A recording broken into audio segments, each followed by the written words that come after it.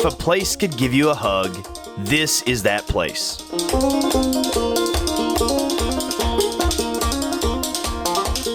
This is Big Stone Gap, Virginia. It hasn't always been this way, but let me show you what it's like today.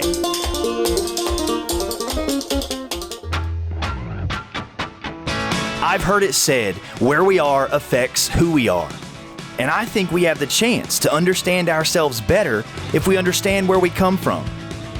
Hi, my name's Josh, and I'm producing this series with PBS Appalachia to explore the towns that so many people still call home, their hometown, to unearth remarkable stories and the people behind them. Hometowns is about exploring the communities that make small-town America unique. This season, I'll take you on a journey off the beaten path through Southwest Virginia. And don't get me wrong, this place has its warts, but if that's all I showed you, you'd miss out on the remarkable beauty of its natural wonders and the rich depth of its cultural heritage, that in a sense are at the heart of what it means to be an American.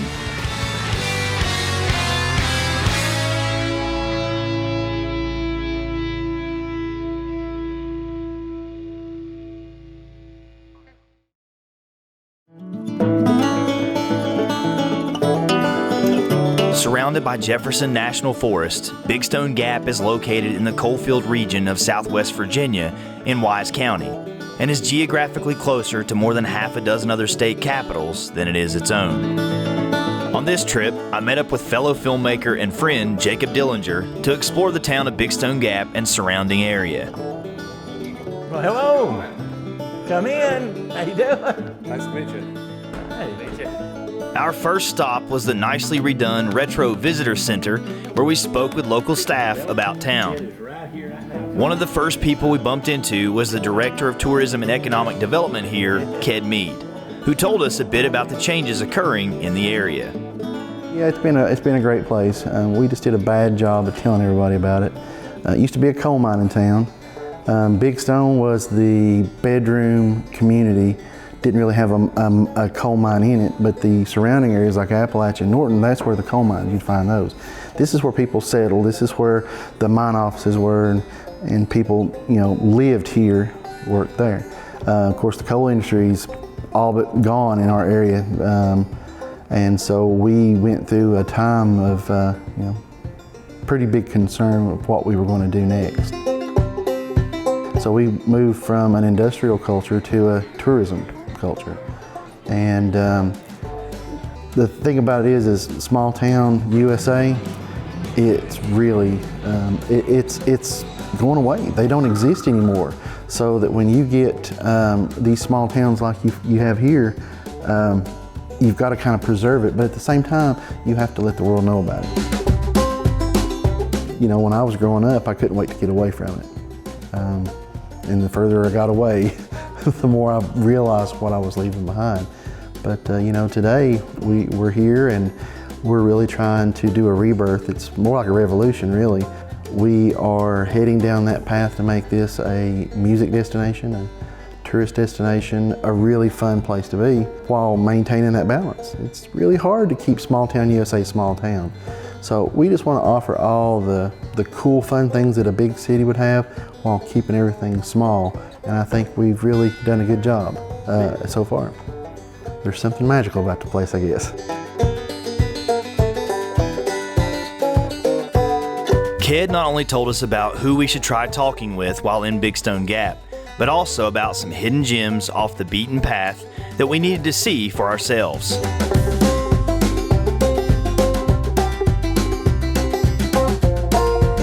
Like Big Cherry Lake, a mountain lake over 3,000 feet above sea level. It's characteristic of the picturesque beauty of Southwest Virginia. Whether you're someone smitten with wanderlust, looking for your next destination, or simply want to hike, kayak, or fish, this is certainly indicative of the verdant and forested allure of Appalachia.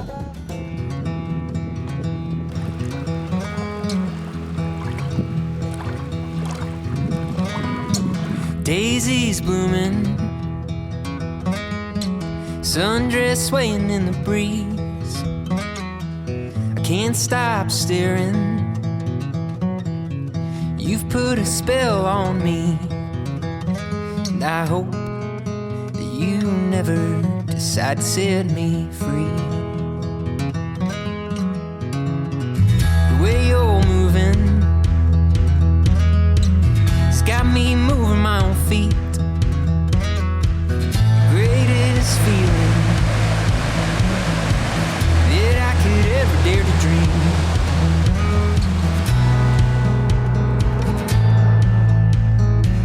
Like so much of Appalachia, water has played an instrumental role in shaping not only the land, but the transportation and trade routes here. Big Stone Gap itself is situated at the three forks of the Powell River that converge here.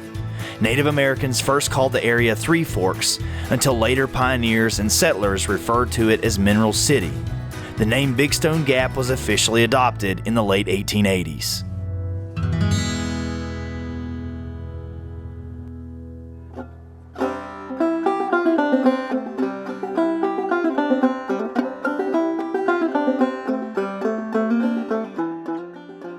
Next, we caught up with Tyler Hughes, known locally as the unofficial mayor of Big Stone Gap and a consummate ambassador for Southwest Virginia old-time mountain music. He teaches classes on the art here at the local community college.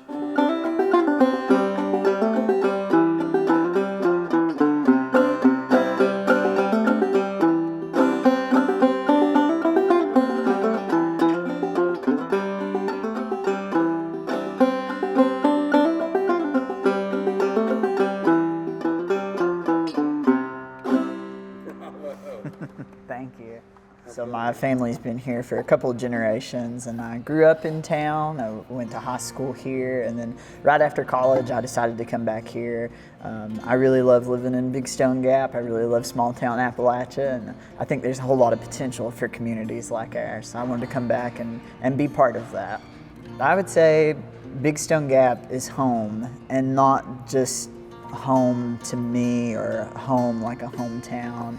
Big Stone Gap really does give me that feeling that you might get from a hug from a friend that you haven't seen in a while.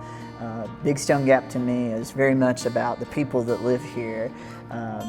You know, some of my very best friends are here in Big Stone Gap, and I couldn't think of more honest or hardworking or loving and caring people. I always tell folks if I needed something right now, I'd be overwhelmed with the number of people that I could call for help and say, hey, I need you to come pick me up, my car broke down, or what have you. Well, small town Appalachia, you know, it's a lot like small town America, but of course we have such a unique cultural background here in the mountains. When I think about the small towns here in Southwest Virginia, I think about how tight-knit they are, how really family-focused they are, and just how interconnected all of our lives are.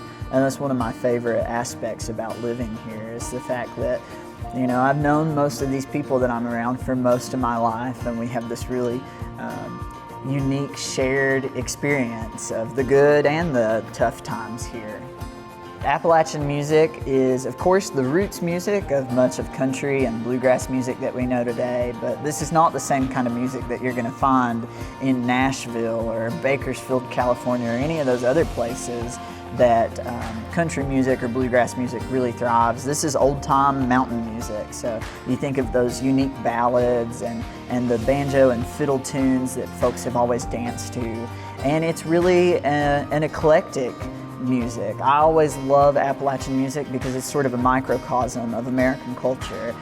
This instrument here, the banjo, this is an African instrument that was brought here with enslaved peoples in the 1700s.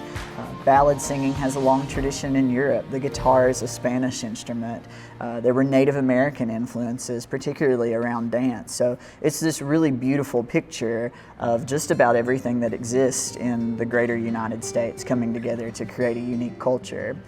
And, you know, to me, this music is much like the people in that it really perseveres, it's really resilient, and it's been a tool for our people. We think about those hard times when maybe there were downturns in the economy, or even when there were booms in the economy and not everybody benefited from coal mining. There are stories and songs about that, and they continue to live on with younger generations and tell our story. I think that's one of the most important things that I can do personally as a musician, is help educate other young people or younger people. I'm still young, but there are lots of younger musicians than me out there now. And that's been that's been something that I've been really passionate about for the last 10 years, is working with things like our Junior Appalachian Musicians program. So it's our after-school music program where we educate local youth about how to play the banjo and the fiddle. And I also am one of the co-coordinators for Mountain Music School, our annual summer music camp here at the community college. The influence of the musicians in Southwest Virginia is widespread and really worldwide. You think about folks like the Carter family, who really gave us the folk songbook for American country music, but even here locally you had folks like Carl Martin, who had a huge influence on blues music. There were musicians like Kate Peter Sturgill and Doc Boggs just up the road that were really capturing that sound of the coal camps and that kind of grit that you might find in those communities. And then of course there have been more recent musicians who've had impacts on the world, like Ralph Stanley and his brother Carter Stanley. After Tyler regaled us with some old-time tunes, we talked about the economic transition Central Appalachia has been faced with and how Big Stone Gap is successfully managing to move from a single-source economy centered around coal to a more creative and diversified economy, where the destination and the heritage itself, the culture, is the product and what draws people here. Tyler gave us our next heading and we were off to meet another local resident steeped not only in the music scene in Big Stone Gap, but the very fabric of old-time mountain music itself. Meet Alan Maggard. He and his dad started a recording studio over 50 years ago in a very nondescript building in town. Maggard Studios has played host to and cut records for some of the most iconic names in mountain music, including Ralph Stanley. As soon as I graduated high school, I applied for a job in the mines, and I started working for Westmoreland Coal Company, which was a big employer here. Back then, you know, they were hiring 10, 15 a day if they could get them, you know, and so we were the mining, and so I worked like that for like 4 years, and then I started helping Dad in a recording studio. So, you know, we had the studio, and we had he was contracting maintenance work for Westmoreland, so I quit mining and started helping him. When I first started mining, I thought that would be all I'd ever do, you know, but yeah, we started doing that, and things started rolling for me and him, and we started doing sessions, and it, you know, it just ended up being a good thing that I did quit, you know. We've done probably 10 or 15 for Ralph Stanley, and because people wanted to record with Ralph, you know, people like Alabama's Randy Owen come to the studio and recorded with us and done one song, and Jesse McReynolds, just a lot of the big bluegrass, you know, groups, and a lot of the gospel. We did a lot of gospel over the years, hundreds, thousands of them, you know. This is home. I don't know how else to explain it, you know. I mean, other than having too many red lights, this is a good place. Good to see town and people everywhere, and music. I mean, every place has got live music, and I did a session yesterday, and the couple come in and said they visited here and loved the music scene so much that they just stayed. So they you know, we're getting that now, you know. So seeing town back booming, it's a different personality, but it's the same heart, you know, I think. From a growing music scene to artisans working on their craft, this creative economy in Big Stone Gap is moving forward. One of the oldest forms of technology humans have, ceramics, baking clay, is the first thing after cooking meat that people did to alter their environment on purpose. You need some sort of vessel to make the simplest of meals, like rice. So clay pots go hand in hand with agriculture. People and pottery have been connected since the beginning. There's something incredibly grounding about an experience that connects you with the past, like molding clay.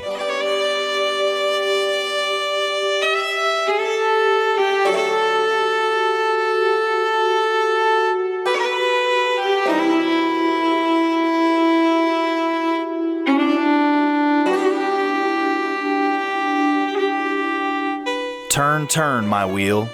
Turn round and round, without a pause, without a sound. So spins the flying world away. This clay, well, mixed with marl and sand, follows the motion of my hand. For some must follow, and some command, though all are made of clay. Henry Wadsworth Longfellow.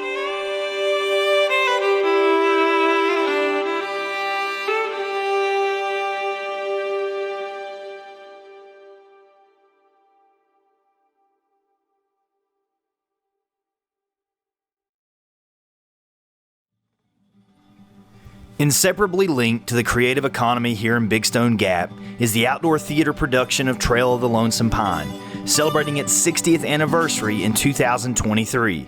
I had the honor of speaking with one of its first performers, Jack Mack, who is also a central character in both the book and movie titled Big Stone Gap.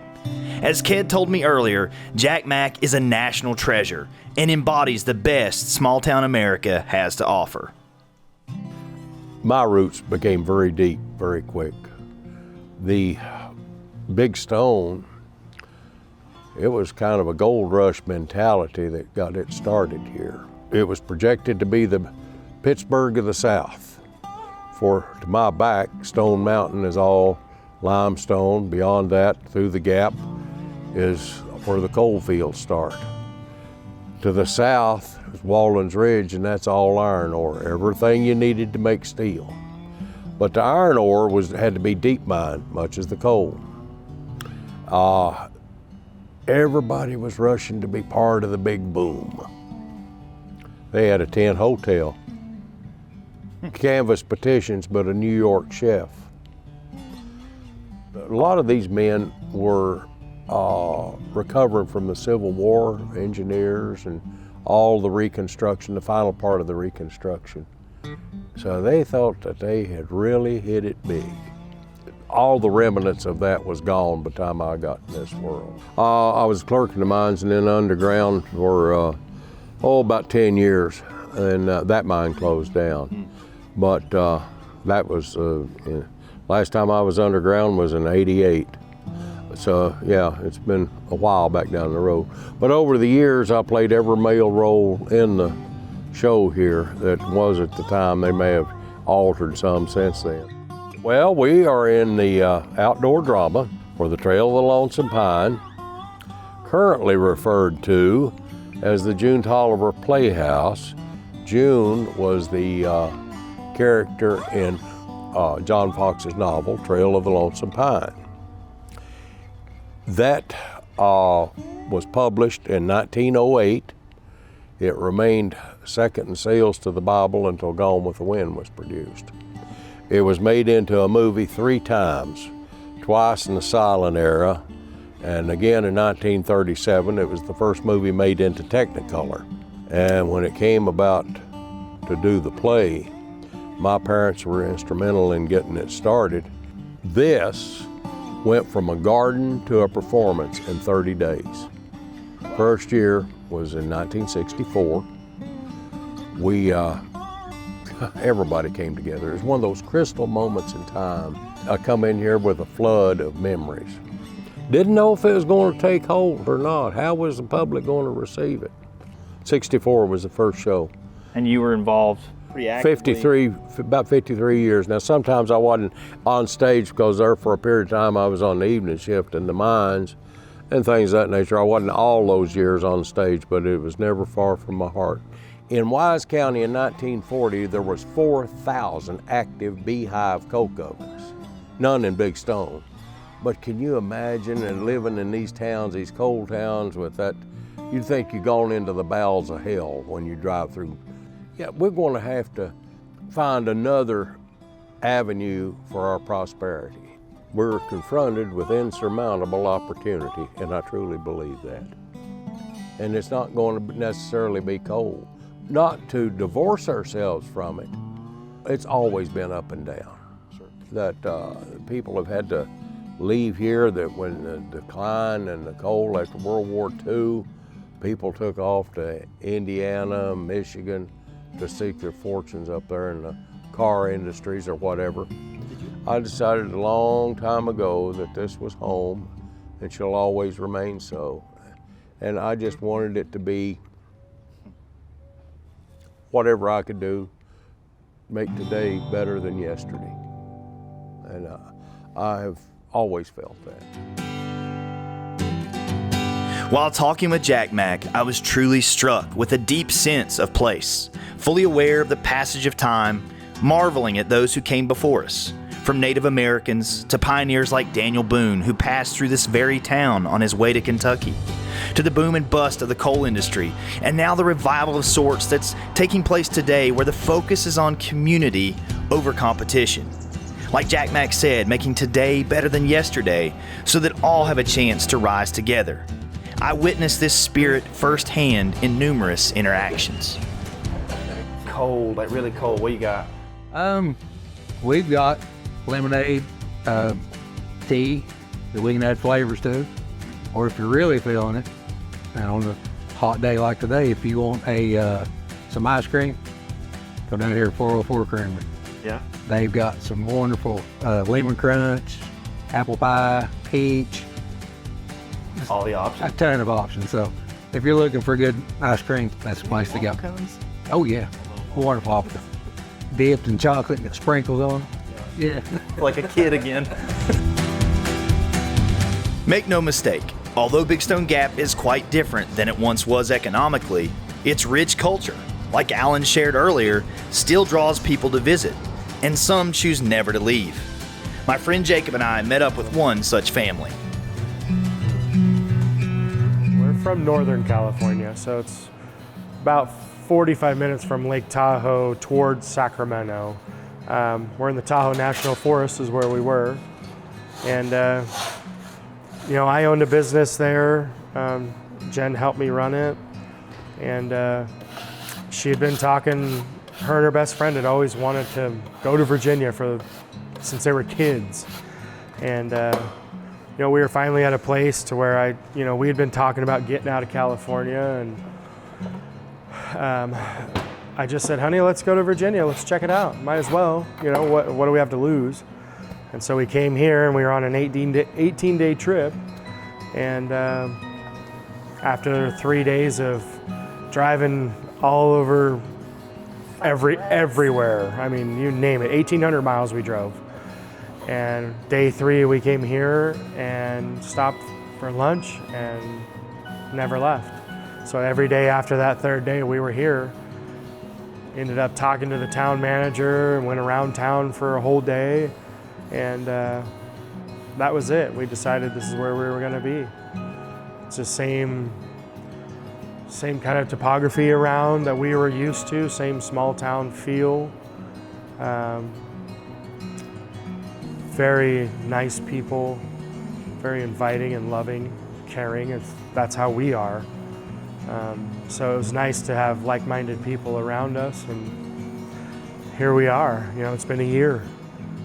It was so different when we came here. Like he said, everybody just genuinely, we were in the grocery store, wanted to talk. I had went to buy balloons for our, grand opening here, and I must have been asked 5 times if it was somebody's birthday. People just genuinely wanted to know what was going on, and that's what attracted us here when we first moved here, was the amount of people in just the 14 days that we were here that we left with phone numbers saying, if you guys come back, don't get a hotel, just stay with us, The amount of friends, genuine people that we had met just in that amount of time was just it. I mean, we went home, and on our plane ride home, we were like, this is it. This is our town. This is what we've been yearning for, looking for, missing in our lives, what we want our kids to, experience, what I want my granddaughter to experience, that just very nurturing community. I think we're in times where we need that. We need communities that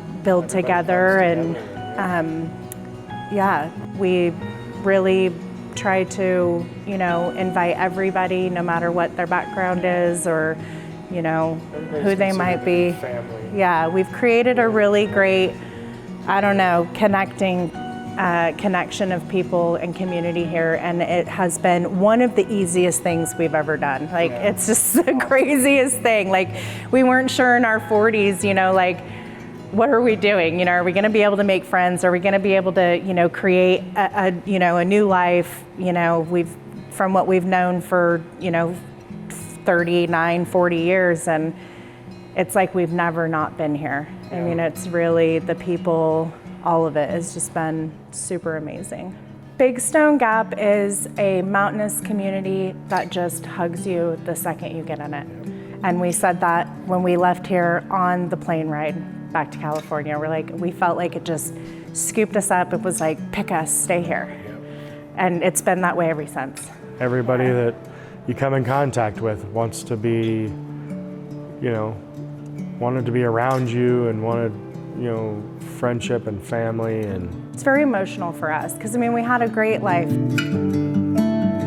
I don't know that it gets any better than what we have right now. Yeah. It's very, we're lucky. I feel blessed. Yeah.